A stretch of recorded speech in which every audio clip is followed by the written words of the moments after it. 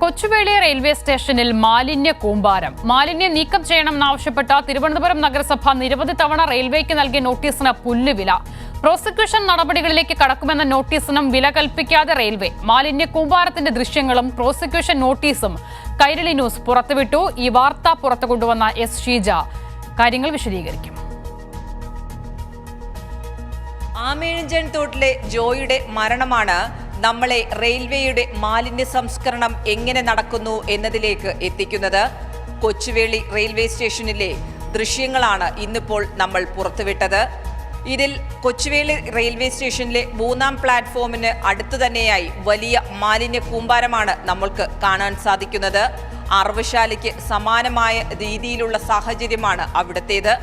ഇതിൽ ഏറ്റവും സുപ്രധാനമായി എടുത്തു പറയേണ്ടത്, നഗരസഭ നിരവധി തവണ തിരുവനന്തപുരം നഗരസഭ ഈ മാലിന്യങ്ങൾ ഇവിടെ നിന്നും നീക്കം ചെയ്യണം എന്നാവശ്യപ്പെട്ട് റെയിൽവേക്ക് നോട്ടീസ് നൽകിയിരുന്നു. പക്ഷേ ഈ നോട്ടീസുകൾക്കൊന്നും തന്നെ ഒരു തരത്തിലുള്ള പരിഗണന പോലും നൽകാൻ റെയിൽവേ തയ്യാറായില്ല.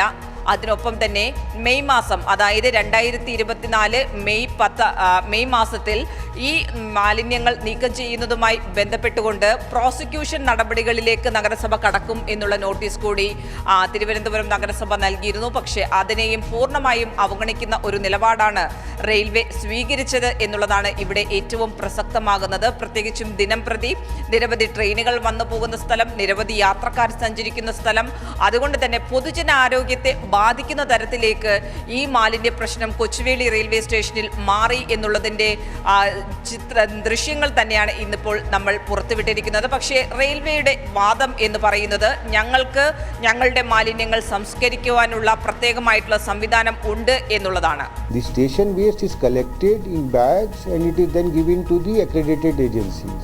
പക്ഷേ ആ രീതിയിൽ മാലിന്യ സംസ്കരണം നടക്കുന്നുണ്ടെങ്കിൽ എങ്ങനെ ഈ മാലിന്യങ്ങൾ ഇവിടെ തുടരുന്നു എന്ന ചോദ്യമാണ് ഈ ഒരു ഘട്ടത്തിൽ ഏറെ പ്രസക്തമാകുന്നത്.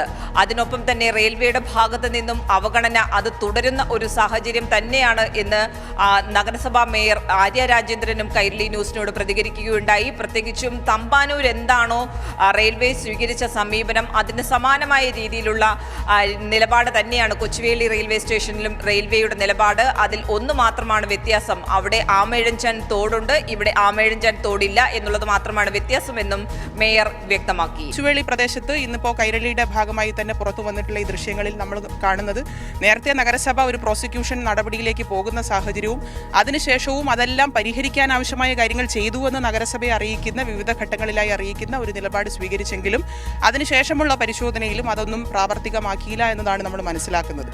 ഏതായാലും കടുത്ത അനാസ്ഥ തന്നെയാണ് മാലിന്യ സംസ്കരണവും മാലിന്യ നീക്കവുമായി ബന്ധപ്പെട്ട് റെയിൽവേ സ്വീകരിച്ചത് എന്നുള്ളതിൽ ഒരു തരത്തിലുള്ള തർക്കവുമില്ല. അതിൻ്റെ സംസാരിക്കുന്ന തെളിവുകൾ തന്നെയാണ് ഈ ദൃശ്യങ്ങൾ എന്ന് പറയാം.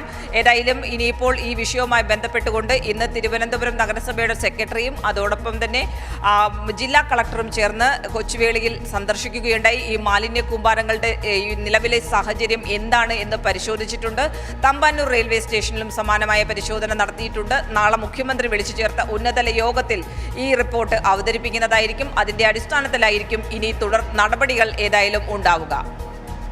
എസ് ഷീജ വിവരങ്ങൾ നൽകിയത്.